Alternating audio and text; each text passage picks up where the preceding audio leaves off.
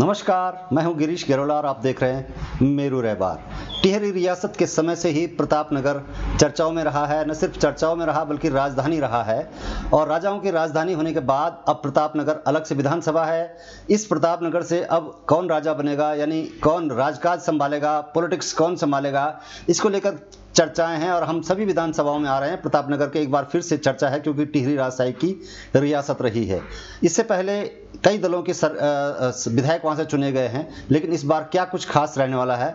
आज हमारे साथ दो लोग जुड़ रहे हैं, जिसमें से पहले जो हमारे साथ जुड़ रहे हैं राजेंद्र कुड़ियाल, जो शिक्षक हैं, पेशे से शिक्षक रहे हैं, सेवानिवृत्त हो गए हैं और अब खुलकर बोल सकते हैं। राजनीति में अब तक कितना हुआ, किस दल ने क्या किया, क्या कमी रही है, हम चलते हैं सीधे राजेंद्र कुड़ियाल जी के पास। इससे पहले तो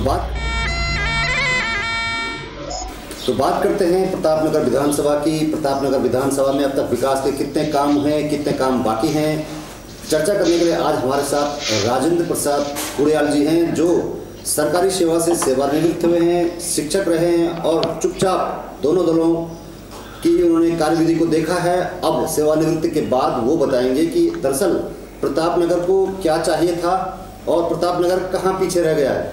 स्वागत है आपका मेरू रहबार में, कुड़ियाल जी। धन्यवाद गेरोला जी।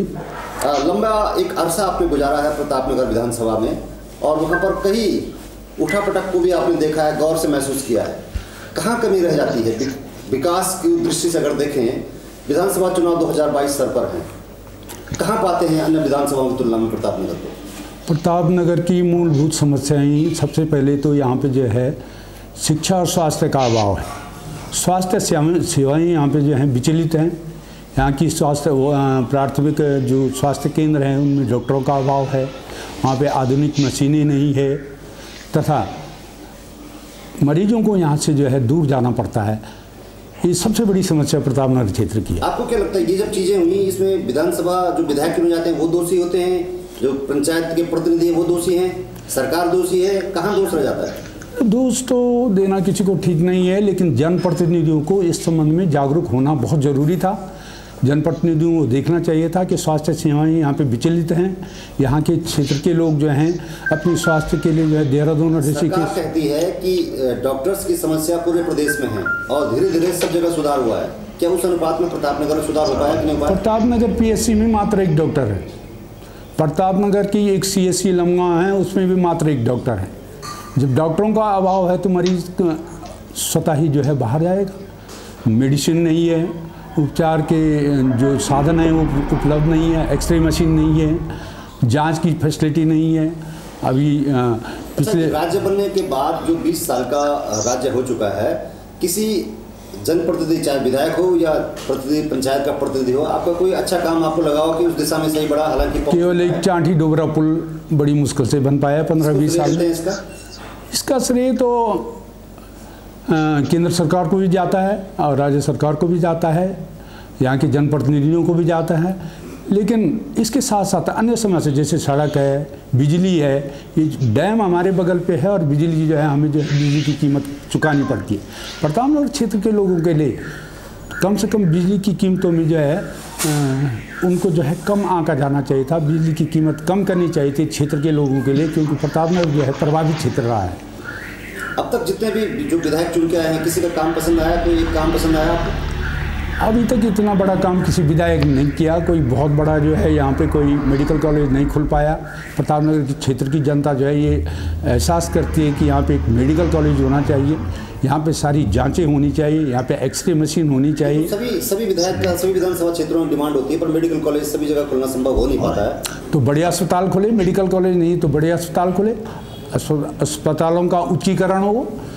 जो वाले विधानसभा चुनाव है 2022, उसकी तैयारियां चल रही हैं। आपको उम्मीद है कि कोई कुछ कर पाएगा भाजपा कांग्रेस में, या कोई तीसरी तरफ नजर जा रही है लोगों की? आपको क्या लगता है? तो आप भी प्रतापनगर क्षेत्र का दुर्भाग्य है, प्रतापनगर क्षेत्र का दुर्भाग्य है कि यहाँ कोई जो है नेता नहीं जन्मा है। हम सही बात कहते हैं। और प्रतापनगर क्षेत्र के विकास में जो है नेता की इतनी बड़ी भागीदारी नहीं है, जबकि प्रतापनगर क्षेत्र जो है बड़ा जागरूक क्षेत्र था किसी ज़माने में, लेकिन आधुनिक ज़माने में ऐसा कोई थे ही नहीं है। नेता चुनाव नहीं, कैसे चुनाव? राजनीतिक दलों ने भी नेता थे ही नहीं, कम ही है नेता। कहाँ है प्रतापनगर क्षेत्र में ऐसे नेता जो प्रतापनगर के विकास के लिए जो है कार्य करें। राजनीतिक दल भी, राजनीतिक पार्टियां भी किसी ऐसे प्रतिनिधि को नहीं चुनती है जो कि जागरूक हो, जो युवा हो, जो तुर्क हो, जो क्षेत्र की जन समस्याओं का समाधान कर सके। आपने ये तो नहीं बताया कि किस दल ने या किस विधायक ने बहुत अच्छा काम किया। अगर आपको लगता है कि किसी ने कोई काम ठीक नहीं किया, वो बता सकते हैं? कोई ऐसा काम है? ऐसा कमेंट मेरा ठीक नहीं है, क्योंकि मैं कोई राजनीतिक व्यक्ति नहीं हूँ। तो आप राजनीतिक कमेंट कर सकते हैं। आप मैं तो केवल क्षेत्र की सेवा करूँगा। यहाँ की जल, जमीन, जंगल, यहाँ की स्वास्थ्य सुविधाओं के लिए आज भी जो हूँ अब प्रयास करूँगा और आगे इसके लिए जो हूँ कार्यरत रहूँगा। अब आने वाले विधायक से क्या उम्मीद है आपको? आने वाले विधायक से मेरी ये उम्मीद है कि स्वास्थ्य सेवाओं को और यहाँ की सड़कों को, हमारे कुछ गांव ऐसे जो सड़कों से अभी तक नहीं मिल पाए।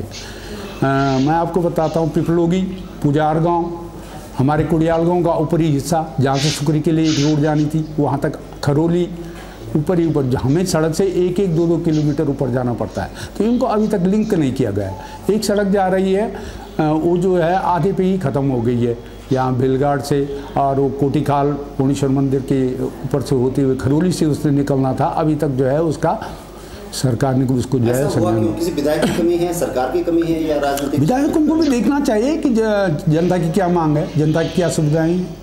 विधायकों को तो ख्याल रखना ही चाहिए, वो तो जनप्रतिनिधि है। इस बार फिर एक बार विधानसभा की तैयारियां हैं, लोग मैदान में आ चुके हैं।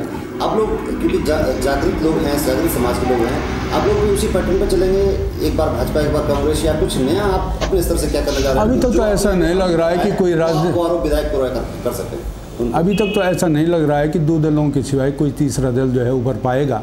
समय बताएगा, अभी कुछ नहीं कहा जा सकता है। लेकिन इस समय क्षेत्र की जनता जरूर किसी जागरूक व्यक्ति को चुनेगी जो क्षेत्र की मांगों को जो है पूरा कर सके। नहीं, आपने अभी कहा कि भाजपा कांग्रेस में अभी तक कुछ हुआ नहीं है, लेकिन फिर भी अगर आपको लगता है कि फिर भी उन्हीं में से चुनाव होने वाला है, तो बहुत ज़्यादा परिवर्तन की उम्मीद कहाँ से कर रहे हैं? मुझे लगता है कि कोई तीसरी शक्ति जरूर आएगी इस समय प्रतापनगर के अंदर। मुझे ये लग रहा है कि अगर कोई किसी राजनीतिक पार्टी ने अच्छा प्रतिनिधि नहीं दिया तो क्षेत्र की जनता जो है तीसरे विकल्प के लिए मंजूर है। अच्छा, अगर वोटों के गणितों के हिसाब से देखा जाए तो जो प्रतापनगर का जो क्षेत्र है उसमें काफ़ी ज़्यादा पट्टियाँ हैं, काफ़ी वोटों का गणित ज़्यादा है। दूसरी जो पट्टी आपकी जाखनीदार वाला इलाका पड़ता है, वहाँ पे वोट का परसेंटेज कम है, लेकिन उसके बावजूद भी ज़्यादातर उधर विकास हुआ है, उधर विकास हुआ है। कुछ मैं भी मानता हूँ जागीरदार की तरफ कुछ ज़्यादा विकास हुआ है। यही तो मजबूरी है कि हमारी 4-5 पार्टियाँ जो है विकास से अछूती रह जाती है। मतलब स्पष्ट बता रहा हूँ, हमारी जो है रौनक रमोली, उपली रमोली, ओण, भदुरा विकास से ये पीछे, जबकि उधर के क्षेत्र जो है विकास से कुछ आगे है, उधर कुछ विकास हुआ है। जो सेवानिवृत्त कर्मचारी हैं, आप जैसे जो लोग हैं, जो अब पूरी तरह से लंबे समय से देख चुके हैं, आप काफ़ी आपके अंदर होगी, आप लोग कुछ करने जा रहे हैं इस चीज़ को लेकर के कि जनता वोटों का गणित सही करे, चुनाव सही करे, या राजनीतिक दल मजबूर हो कि सही व्यक्ति को चुनाव दें, टिकट? हम लोग आप तो कह ही सकते हैं कि आप किसी ऐसे राजनीतिक व्यक्ति को चुनिए जो जागरूक हो, जो युवा तुर्क हो, जो समाज के लिए कुछ कर सके। अन्यथा ढोआ ढोई वाला इरादा जो है गलत होगा कि एक बार इसको ढो, दूसरी बार उसको ढो। कोई नया नेता चुनना चाहिए क्षेत्र के लोगों को जो विकास कर सके। चलिए, आज हमारे साथ राजेंद्र कुड़ियाल साहब जुड़े थे, जिन्होंने बताया कि प्रतापनगर विधानसभा में क्या क्या कमियां हैं और अब तक क्या क्या किया जाना चाहिए था जो हो नहीं पाया है। तो उम्मीद करते हैं कि आपके शुभ संकल्प पूरे होंगे और जनता एक व्यक्ति विशेष को चुनेगी जो प्रतापनगर विधानसभा की जन समस्याओं का निराकरण करेगा। शुक्रिया, धन्यवाद। चलिए, अभी हमारे साथ राजेंद्र कुड़ियाल साहब जुड़े थे प्रतापनगर विधानसभा से, और उन्होंने हमें बताया कि किस तरीके से चुनाव की प्रक्रिया में कहाँ खामियां रह जाती हैं कि विकास नहीं हो पाता, उस अपेक्षा अनुरूप विकास नहीं हो पाता है। हम कोशिश करते हैं प्रतापनगर विधानसभा से केशव रावत जी से जुड़ने की। केशव रावत वरिष्ठ पत्रकार हैं वहाँ पर, और तमाम तरह की समस्याएं प्रतापनगर से उठाते रहते हैं अलग अलग मंचों के माध्यम से। केशव रावत जी, आप सुन पा रहे हैं? केशव जी, आप सुन पा रहे हैं? जी सर। हाँ केशव जी, अभी आपने जी सर, मेरी आवाज आ रही है सर? हाँ बिल्कुल आवाज आ रही है आपकी। अभी आपने सुना राजेंद्र कुड़ियाल साहब को, सेवानिवृत्त हैं, इन्होंने अपनी बात मेरी आवाज आ रही है? बिल्कुल आ रही है आवाज। थोड़ा रुक के बोलिए, आप थोड़ा गैप लगता है पहुंचने में, 2-3 सेकंड का लगता है। आप बोलने के बाद थोड़ा वेट कीजिए। अभी आपने सुना? हाँ, राजेंद्र कुड़ियाल जी को आपने सुना? हेलो। आपको आवाज मिल पा रही है? जी सर, मेरी आवाज आ रही है? हाँ, आपकी आवाज आ रही है जी। हाँ, सर यहाँ थोड़ा नेट का प्रॉब्लम है, आवाज क्लियर नहीं हो रही कभी ना सर। अच्छा जी बोलिए। हाँ, अभी आपने राजेंद्र कुड़ियाल साहब को सुना। राजेंद्र कुड़ियाल जी कह रहे थे कि कुछ मुद्दे रह जाते हैं। प्रतापनगर विधानसभा वो विधानसभा है जो टिहरी राजशाही की राजधानी रही है, फिर कमी कहाँ रह जाती है? इस बार क्या लगता है आपको, ये जो दल है ना, कहाँ कहाँ से तैयारियां कर रहे हैं, किस दल से कौन कौन तैयारी कर रहे हैं? आपने बारीकी से देखा होगा। जी सर, मैं आपका सवाल पूरी तरह से सुन नहीं पाया हूँ क्योंकि आवाज आ नहीं रही है क्लियर ना, कट कट के आवाज आ रही है। चलिए मैं आपको एक बार अपना सवाल दोहराएं प्लीज। अच्छा, मैं ये कह रहा हूँ कि राजधानी रही है टिहरी रियासत की, राजशाही के टाइम से राजधानी रही है। आप सुन पा रहे हैं? जी हाँ, राजधानी रही है टिहरी रियासत की प्रतापनगर एक समय में, अपने आप में एक अलग सा नाम है। उसके बाद भी जब विधानसभा हो गई है, राज्य बन गया है, विधायक वो सब नहीं कर पा रहे हैं। ये हमें कहा है एक सेवानिवृत्त शिक्षक ने। इस वक्त जो तैयारी है 2022 के लिए, अलग अलग दलों से कौन कौन लोग तैयारी कर रहे हैं या कौन कौन लोग तैयारी कर सकते हैं, आप बारीक नजर रखे हुए हैं वहां पर।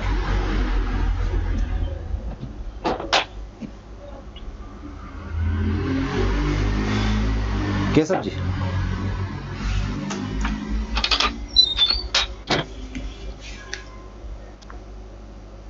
केशव जी सुन पा रहे हैं?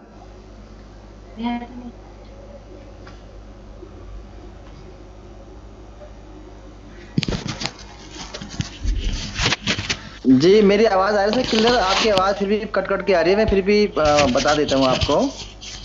जी हाँ, अब आपकी आवाज आ रही है, मेरी आवाज आ रही है सर? हाँ, आपकी आवाज प्रॉपर आ रही है। जी गैरोला जी। जी हाँ, और आवाज आ रही है। मेरी आवाज आ रही है अब आप तक? आ रही है आवाज, अदरवाइज मैं आपको फोन कॉल से जोड़ दूं। हाँ जोड़ दीजिए, तो आवाज मुझे कम कम मुझे कट रही है आवाज बार बार ना। जी, मैं फोन कॉल से जोड़ रहा हूँ आपको। जी सर।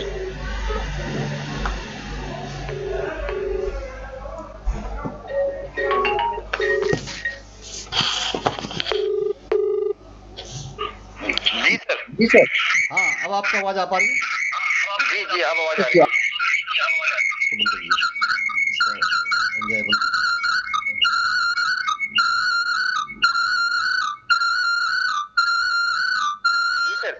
हाँ, मैं कह रहा था कि टिहरी राजशाही की राजधानी रही है प्रतापनगर, लंबे समय से विधायक वहां पर चुन के आ रहे हैं अलग अलग दलों के, लेकिन उस पायदान को नहीं छुआ विकास की जिसको छूना चाहिए था। इस बार 2022 के लिए सभी दल तैयारियां कर रहे होंगे। आप बारीक नजर रखे हुए, ग्राउंड जीरो पर आप काम करते हैं, आपको क्या लगता है कौन कौन दलों से कौन कौन लोग तैयारियां कर सकते हैं, कर रहे हैं?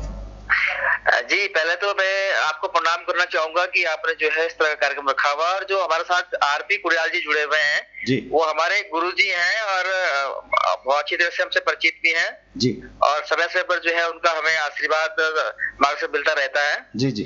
अगर खासकर बात प्रतापनगर की जाए तो प्रतापनगर का पूरे प्रदेश से अलग हिसाब किताब पूरा देखा जाता है, क्योंकि जब उत्तराखंड राज्य बना था और जिसके लिए उत्तराखंड राज्य की स्थापना की गई थी, हम लोगों ने मांग की थी, एक आंदोलन हुए थे बाकायदा, इसके लिए जो है बड़े बहुत से लोगों ने अपने जो है जाने दिए हैं, कुर्बानियां दी हैं इस प्रदेश के लिए।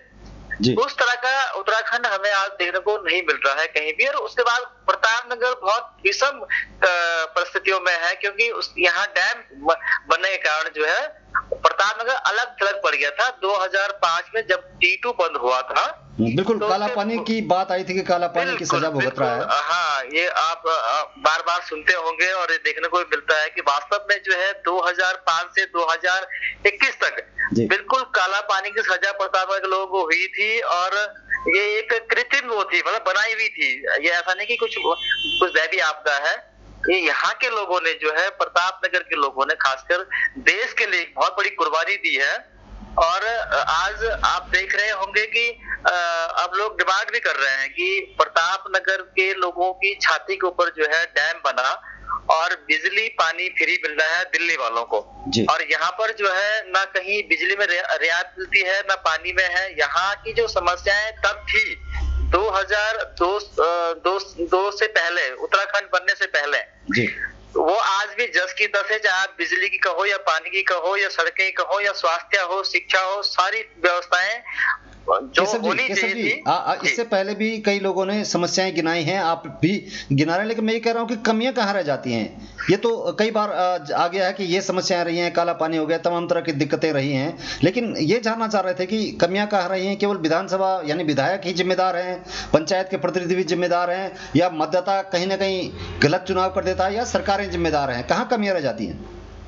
देखिए, इसमें जो है, अगर हम जो जनप्रतिनिधि हैं वो गांव से लेकर के और हमारे विधायक तक जो जनप्रतिनिधि रहे हैं वो सब इसके लिए जिम्मेदार है। कहीं ना कहीं जो है यहाँ प्रतापनगर, अगर मैं बहुत सच्चाई कहूँ तो सिर्फ ठेकेदारी के लिए ही यहाँ जाना जाता है। यहाँ के लोग केवल ठेकेदारी करते हैं और वो जमीन पर काम नहीं होता यहाँ पर, जो पूरे उसमें विधानसभा के अंदर। और यहाँ ठेकेदारी लॉबी के लोग ज्यादा है और ठेकेदारी में ही ज्यादा विश्वास रखते हैं। यहाँ कोई भी जनप्रतिनिधि ईमानदारी से काम नहीं करता है, जिसके कारण आज हमारी परिस्थितियां जस की तस पड़ी हुई हैं। अच्छा, और ये थोड़ा जानना चाह रहे थे कि अभी तक जो कुछ हुआ उसको लिमिट अगर कहें कि जो हो गया उस पर हम बहुत कुछ नहीं कर सकते। हम 2022 की बात करते हैं, जो हमारे हाथों में है, जो जनता के हाथों में है, अपनी किस्मत को, अपने प्रतापनगर को सजाने संवारने का। इस बार आप क्योंकि बारीकी ग्राउंड जीरो से नजर रखे हुए हैं, अलग अलग दलों से कौन कौन लोग अपनी किस्मत आजमा सकते हैं, दावेदारी कर रहे हैं प्रतापनगर से?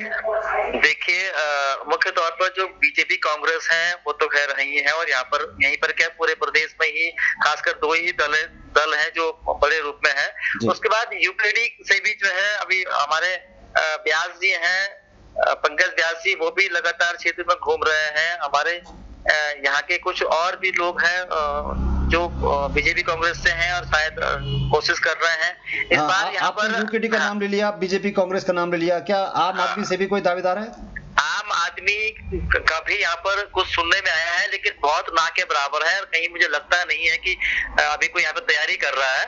हो सकता है कि टिकट विकट किसी को मिल जाए तो वो कोई यहाँ पर चुनाव लड़ जाए। अच्छा, और जैसे दिनेश धनेश जी की एक पार्टी उपजा बन के आई है, उभर रही है उसमें प्रदेश में, लेकिन यहाँ उसका कोई ऐसा देखने को नहीं मिल रहा है। खासकर अगर हम कहेंगे ये 2022 का चुनाव है उसमें बीजेपी कांग्रेस और यूकेडी कहीं अगर दिखेगी थोड़ा बहुत, और निर्दलीय ही हो सकते हैं। इसके अलावा मुझे लगता नहीं कि कोई पार्टी यहाँ पर। अच्छा, बीजेपी कांग्रेस से कौन कौन दावेदारी कर रहे हैं? मतलब अभी तो टिकट क्लियर नहीं हुआ, एक दल से 2 से 3 से 4 लोग कम से कम दावेदारी कर रहे होंगे। प्रतापनगर का क्या है? कांग्रेस की अगर हम बात कहें तो सीधा सीधा विक्रम नेगी है, पूर्व विधायक हैं, और कोई दूसरा नाम यहाँ पर ऐसा दिखाई नहीं, सुनने में नहीं आया है कि कोई बहुत अच्छी तैयारी कर रहा हो या कोई दावेदारी करने में है। सुनने में आया कि राकेश राणा जिलाध्यक्ष है, वो इस क्षेत्र से हैं, दावेदारी कर सकते हैं। देवी सिंह पवार जी भी जो है कहीं ना कहीं लगे हुए हैं। राजेश्वर बैनर्जी जी कांग्रेस में आए हुए हैं, उनका भी दावा है कि वो भी कहीं ना कहीं जो है टिकट की दौड़ में है या चुनाव लड़ेंगे इस 2022 में। बीजेपी की अगर हम बात करेंगे तो विजय पवार जी तो हमारे अभी सिटिंग विधायक हैं, बिल्कुल पूरी तैयारी में है और वो भी पूरा प्रयास कर रहे हैं दोबारा टिकट के लिए और दोबारा चुनाव लड़ने के लिए। भान सिंह नेगी का एक नया नाम आया है, अभी संगठन से अभी आए हुए हैं। दोबारा बताएंगे क्या नाम बताया? भान सिंह नेगी। भान सिंह, हाँ, भान सिंह नेगी जो है जो प्रतापनगर के ही रहने वाले हैं। एक हमारे उत्तम सिंह तोमर जी हैं, हमारे हैं जी चंबा से, जो यहाँ दावेदारी कर रहे हैं प्रतापनगर से। और एक हमारे कृपाल सिंह चौहान जी हैं, वो भी बीजेपी से जो है कह रहे हैं कि हम टिकट की दौड़ में है और चुनाव लड़ने की तैयारी कर रहे हैं। 3 नाम जो है बीजेपी से हैं और लगभग 3 नाम ही कांग्रेस से हैं, और यूकेडी से आपके पंकज व्यास जी हैं। अच्छा, ये राजेश्वर पैनोली भी बार बार इसी वजह से पहले बीजेपी के थे, टिकट नहीं दिया पार्टी ने, इसलिए दूसरे कांग्रेस में चले गए। अब वो कांग्रेस भी अगर टिकट नहीं देती तो कुछ दूसरा दल बदलेंगे या समाज सेवा में जुड़े रहेंगे? आपका गणित क्या कहता है? ये सुनने में जो आ रहा है कि अगर उनको टिकट मिलता है तो लड़ेंगे, और अगर उनका कुछ इस तरह का गणित भी है कि इन 5 पट्टियों में अगर किसी को टिकट नहीं मिलता है तो वो फिर चुनाव लड़ेंगे, तब चाहे उनको टिकट मिले या ना मिले। अच्छा, क्योंकि आप ग्राउंड जीरो से लगे हैं, बीजेपी कांग्रेस बारी बारी वहां पर सत्ता में काबिज रही है, आपको लगता है कि कुछ किसी दल विशेष के विधायक ने कुछ ऐसा कुछ खास काम किया हो कि जनता याद करती हो किसी विधायक को कि फलाना इस विधायक की देन है, या कोई ऐसा कोई काम हो जो खराब किया हो जिसकी वजह से जनता नाराज हो, कि किसी भी दल विशेष के व्यक्ति ने या विधायक ने इस तरह का काम किया जो प्रतापनगर के लिए ठीक नहीं था, या अच्छा किया जो बेटर था अभी तक? देखिए, अगर हम नाम की बात करेंगे तो फूल सिंह बिस्जी को लोग याद करते हैं, आज हमारे बीच में नहीं है। उनको लोग जरूर याद करते हैं। किस बात के लिए याद करते हैं, क्या मतलब ऐसे क्या रही जो लोग याद करते हैं? बिल्कुल, फूल सिंह बिस्ट को लोग जो है विकास पुरुष के नाम से याद करते हैं, और यहाँ तक भी कि कुछ लोग तो उन्हें जो है प्रताप गांधी भी कहते थे। बहुत नहीं, कुछ काम बता दीजिएगा जो जिसकी वजह से उनको याद किया जाता है। देखिए, जब वो पहले जब उत्तराखंड बना और जब उत्तराखंड में जो है यहाँ से चुन के जो है सरकार बनी, तो पहले विधायक थे, और जो जितनी भी सड़कें आप देखेंगे प्रतापनगर के अंदर, वो सारी सड़कों को उनको स्वीकृत करने का काम जो है फूल सिंह बिस्ट ने कराया। उसके बाद भी फिर जो है बीजेपी की सरकार आई, उन्होंने भी बिल्कुल अपने समय पर कुछ ना कुछ काम किए होंगे, लेकिन वो ज्यादा कहीं दिखाई नहीं दिए। उसके बाद कांग्रेस की ही फिर सरकार आई, विक्रम सिंह नेगी जी आए, उन्होंने भी कुछ एक काम ऐसे किए हैं जो कहीं ना कहीं जो आज लोगों को याद करते हैं, चाहे वो पॉलिटेक्निक रहा हो कोलाखाल में, चाहे आपका लमगांव में ITI रहा हो, कई सारे काम हैं जो उन्होंने किए हैं। लेकिन अगर हम याद करने की बात कहेंगे तो अभी इन दोनों को लोग बहुत ज्यादा इसके लिए वो नहीं करते हैं।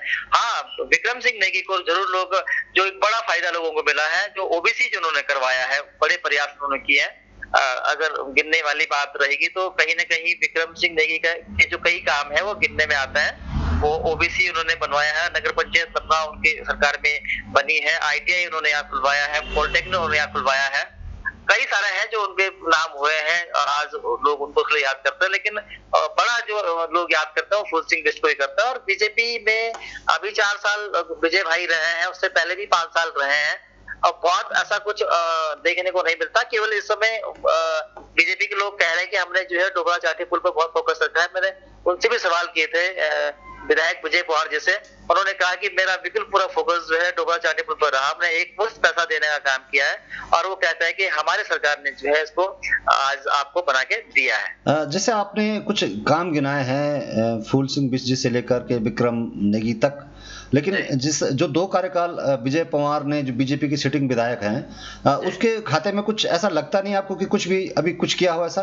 बिल्कुल बड़ा अचीवमेंट मैं नहीं कहूंगा, बहुत सच्चाई है कि अभी जो है वो सिर्फ डोबरा चाटी पुल को ही क्रॉस करने का काम कर रहे हैं, और एक बहुत बड़ा अचीवमेंट अगर वो अपने आप को मानते हैं। लेकिन इसमें सच्चाई ये है कि इसमें कांग्रेस बीजेपी दोनों पार्टियां लगातार जो है, कांग्रेस 2005 में इसकी डिमांड की फूल सिंह बिस्ट जी ने, 6 में से कार्य शुरू हो गया था। उसके बाद बीजेपी आई 5 साल, फिर कांग्रेस आई 5 साल, फिर बीजेपी 4 साल रही। अगर कहा जाए तो बीजेपी के 9 साल और कांग्रेस के 6 साल, दोनों ने लगातार जो है इसमें काम किए हैं, और दोनों ने ही प्रयास किए हैं। और कांग्रेस भी ये कहती है कि हमने इसका अंतर्राष्ट्रीय बिड करवा करके जो है इसको पुनः जो है बाहर की कंपनी जो है, विदेशी कंपनी को काम लेकर के जो है इसको काम जल्दी करवाने का काम किया है। वही बीजेपी भी आज कहती है कि हमने जो है बड़ा 4 साल तक इस पर फोकस रखा और पूरा एक मुफ्त पैसा देने का काम किया है। तो ये लड़ाई दोनों की आपस में है, और दोनों ने इसमें जो है अपने अपने स्तर पर अपने स्तर से काम किया है। लेकिन इसके अलावा जो है विजय पवार का कोई ऐसा कोई काम नहीं दिखता है कि जो उन्होंने 9 साल का उनका कार्यकाल रहा है कि बहुत ज्यादा जो है कहीं दिखाई दे। जी केशव जी, मोदी फैक्टर कुछ काम कर रहा है कहीं पर? मतलब मोदी को लोग पसंद करते हैं नहीं करते हैं? बिल्कुल, अगर हम 22 की बात करेंगे तो मोदी फैक्टर भी रहेगा बहुत ज्यादा। ये बड़े अचंभे की बात है ना कि मोदी जो केंद्र सरकार में हैं, प्रधानमंत्री हैं, उनका नाम चल रहा है, लेकिन राज्य सरकार में जो विधायक हैं, जो मिलकर के राज्य सरकार में शामिल होते हैं, विकास करते हैं प्रदेश के लिए, उनका नहीं आ रहा। तो कहाँ क्या कमी कहाँ रह जाती है कि बीजेपी का जो राष्ट्रीय स्तर के नेता है उनको लोग पसंद कर रहे हैं, और जो प्रदेश के जो विधायक हैं जिनसे प्रदेश की सरकार बनती है उनको लोग नकार रहे हैं? देखिए, ये हमको जो है जब लोकसभा का चुनाव हुए थे उस समय भी रानी का बहुत विरोध यहाँ पे हुआ था। लोगों ने कहा था कि हम रानी को नहीं मोदी को वोट दे रहे हैं। और 2017 में जो है कहीं ना कहीं मोदी का असर रहा है और बिल्कुल क्लीन स्वीप हुआ है पूरे उत्तराखंड के अंदर। इतनी बड़ी संख्या में जो बीजेपी के विधायक बने हैं, आज भी कहीं ना कहीं ये देखने को सुनने को मिलता है कि नहीं मोदी तो ठीक है, त्रिवेंद्र को भी लोग पसंद नहीं कर रहे हैं, विधायक को भी लोग पसंद नहीं करते, लेकिन कहीं ना कहीं मोदी के नाम पर जो है हम वोट जो है। मुझे क्या लगता है आपको, ये लोग जमीन से जुड़ नहीं पा रहे हैं, कार्यकर्ताओं से जुड़ नहीं पा रहे हैं, या उनकी सुन नहीं पा रहे हैं, या खुद इनकी चल नहीं रही है? अभी तो कहीं न कहीं ये भी देखने को सुनने को मिलता है कि जो आपके विधायक हैं, इवन की मंत्री भी हैं, वो भी यही कहते हैं कि भैया हमारी कोई सुन नहीं रहा है, जो निर्णय ऊपर से हो रहे हैं वो फाइनल है, जो ऊपर से हमको आदेश हो रहे हैं हम उन पे ही काम कर रहे हैं। ये बिल्कुल कई बार सुनने को मिलता है कि हमारी कहीं चल नहीं रही है। बिल्कुल।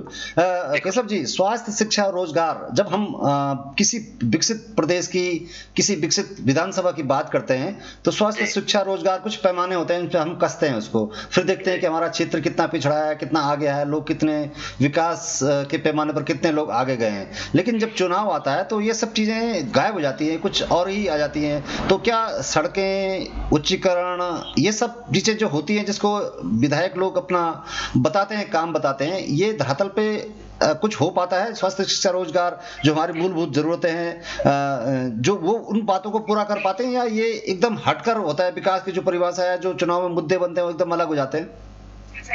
देखिए सर, अब जो है, अब आप देख लीजिए जो है उत्तराखंड में जो है लगातार 2002, 2007, 2017 और 2022 लगातार 4 चुनाव जो है वो है, और इनमें हमेशा यही मुद्दे रहे हैं, शिक्षा, स्वास्थ्य। अब लोग इनको कहीं मुद्दे मानते ही नहीं है, क्योंकि उन्हें मालूम है कि हमेशा लोग कहते हैं और करते कुछ नहीं है।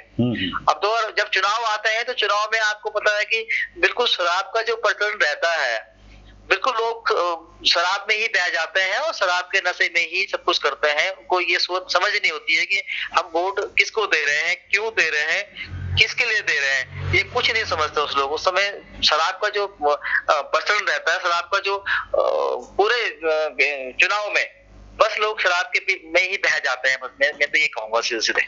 अच्छा, ये जब वोट होते हैं ना, तो जैसे दल बदल हो जाते हैं या इस तरह की जो बातें आती हैं, तो लोग इसको कितना काउंट करते हैं कि ये यही व्यक्ति अब दूसरे दल में आ गया है, या बीजेपी वाला कांग्रेस में आ गया है? उससे कुछ फर्क पड़ता है, या एक पैटर्न बन गया है कि सब चलना ही है, चुनाव में चलना ही है?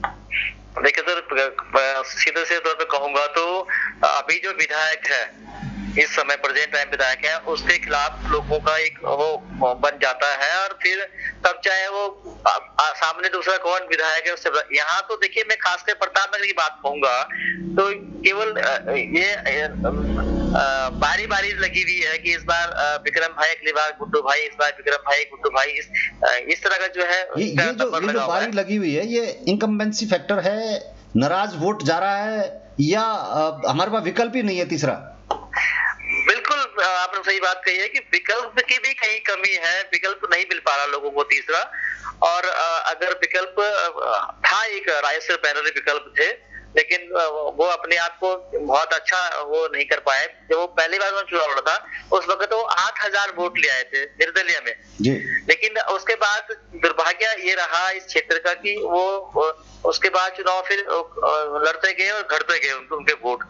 तो वो एक विकल्प जरूर थे, लेकिन ये जो आप कहना चाह रहे हैं, और या सबको समझना चाहिए, चुनाव एक कला से हो गई क्या? चुनाव जीतना, उसके पीछे कई जोड़े जाते हैं हराने के लिए, जुड़ाने के लिए। डम्मी कैंडिडेट तो बहुत पहले से चलते थे, उसके पीछे कुछ चला दिया जाता है कि ऐसा है जिसकी वजह से उसको हराना जिताने के फैक्टर काम करते हैं। यानी एक कला हो गई है चुनाव जीतना।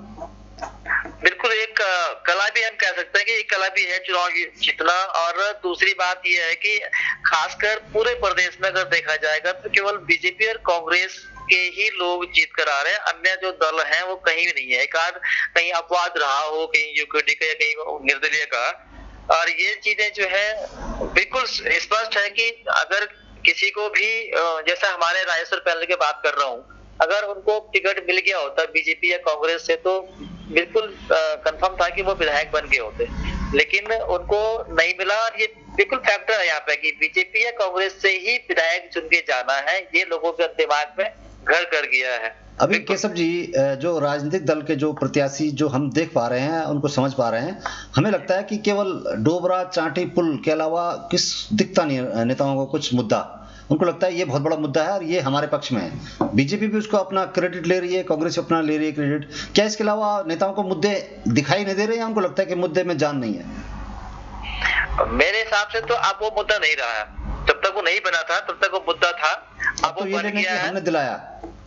हाँ, वो ये सब चाहे बीजेपी हो या कांग्रेस हो, हर दोनों पार्टियां ये क्रेडिट लेने के वो होड़ में है कि हमने इसको बनवाया, हमने इसको करा। अभी आपने देखा होगा जब ये पुल बनकर तैयार हुआ तो उसके कुछ दिन पहले हरीश रावत जी आए थे और हरीश रावत ने बिल्कुल अपने बाइट में कहा था कि हमने कर्ज लेकर के जो है इसके लिए पैसे दिए हैं। और उसके बाद मुश्किल से जो है हफ्ते भर बाद जो है सीएम का प्रोग्राम लगता है डोगरा चांडी पुल में, और उन्होंने कहा कि हमने इसको एक मुश्त रुपए देने का काम किया है। हर एक बिल्कुल होड़ लगी हुई है कि हमने बनाया। और नहीं, इसके अलावा मुद्दे और मुद्दे सामने क्यों नहीं आ पा रहे हैं? क्या लगता है आपको, कौन सा मुद्दा छोड़ रही है पार्टियां प्रतापनगर में?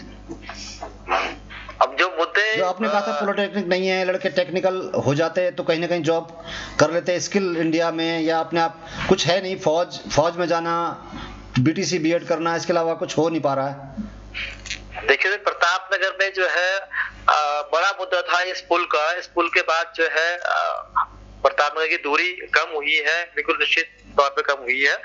लेकिन जो समस्याएं हैं प्रतापनगर में, वो जो मूलभूत जो समस्याएं हैं, कहीं न कहीं ये बिजली, पानी, शिक्षा, स्वास्थ्य, यही समस्याएं यहाँ पर ज्यादा है। और रोजगार की तो बात मैं प्रताप में क्या करूं, पूरे प्रदेश में आप जानते हैं कि वही हाल हर जगह है, यहाँ वो कोई बड़ी बात नहीं है। लेकिन हम तो उनकी बात कर रहे हैं कि यहाँ के लोगों ने जो है इतनी बड़ी कुर्बानी दी है, इतना बड़ा डैम बना है इनकी छाती के ऊपर, और बिजली पानी दिल्ली वालों को फ्री मिल रहा है। तो अभी इसकी भी लोग इस बार मुझे लग रहा है कि शायद एक आंदोलन की रूपरेखा तैयार हो रही है, और जो बिजली पानी फ्री की बात उसमें की जा रही है कि भाई प्रतापनगर के लोगों को जो है कम से कम बिजली पानी फ्री दी जाए दिल्ली की तर्ज पर। बिल्कुल केशव जी, जो टिहरी झील बनी है आने वाले समय में पर्यटन का बहुत बड़ा केंद्र बनेगी। ये कहा गया था कि 100 मीटर के बाद एक ग्रीन जोन बनेगा, फिर उसके बाद रिंग रोड बनेगी। इसके लिए भी कुछ है, उम्मीद है लोगों को कि जो प्रतापनगर ने काला पानी की सजा भुगती है उसको पर्यटन से लाभ मिलेगा? अभी कुछ मिल भी रहा है? अभी फिलहाल तो कोई उसका लाभ किसी यहाँ प्रतापनगर लोगों को नहीं मिल रहा है, और 1200 करोड़ रुपए खर्च हो रहा है टिहरी झील के ऊपर, और उसमें प्रतापनगर विधानसभा के लिए कुछ भी नहीं है। बिल्कुल जितना भी पैसा होगा वो टिहरी विधानसभा की ओर से ही खर्च होगा, या उनका ये अपना जो होगा सारे क्या कहते हैं योजनाएं जो होंगी। लेकिन प्रतापनगर में उस 1200 करोड़ का कुछ होने वाला नहीं है, ना कोई उनकी ऐसी योजनाएं हैं, और ना कुछ देखने को मिल रहा है कि जो है इस झील के कारण जो है यहाँ के लोगों को कुछ रोजगार मिलने वाला है। चलिए, आपने एक बहुत बड़ी बात कही है कि टिहरी झील की वजह से जो काला पानी की सजा भुगती है प्रतापनगर ने, लेकिन जो पानी और बिजली फ्री मिल रहा है वो दिल्ली को मिल रहा है, और आम आदमी पार्टी वहाँ फ्री पानी दे रही है। यहाँ टूरिज्म की उम्मीद थी, सपने बड़े बड़े दिखाए थे, फिलहाल कोई फायदा पर्यटन के लिहाज से हो नहीं रहा है, और उम्मीद भविष्य को लेकर बहुत कुछ है, लेकिन लोगों की जिस तरह से कसौटी पर खरे नहीं उतर पा रहे हैं जनप्रतिनिधि, उसको लेकर के चिंता कहीं ना कहीं जायज बनती है। जनप्रतिनिधि उसी ढाल पर चलेंगे जिस तरह से मतदाता जिस ताल बजाएंगे वैसे ही प्रतिनिधि नाचेंगे। तो कहीं ना कहीं सवाल ये भी है, मतदाताओं को भी सोच समझकर फैसला लेना है कि किसको अपना बहुमूल्य मत देना है। तो उम्मीद करेंगे कि इस बार प्रतापनगर के मतदाता बेहतरीन सोच के साथ एक अच्छे जागरूक प्रतिनिधि का चुनाव करेंगे, जो प्रतापनगर को फिर से उन बुलंदियों तक पहुंचाएगा जहां तक उसे पहुंचना चाहिए था। हमारे साथ वरिष्ठ पत्रकार केशव रावत प्रतापनगर से जुड़े थे। केशव जी, आपका बहुत बहुत धन्यवाद। जी प्रणाम सर। जी प्रणाम।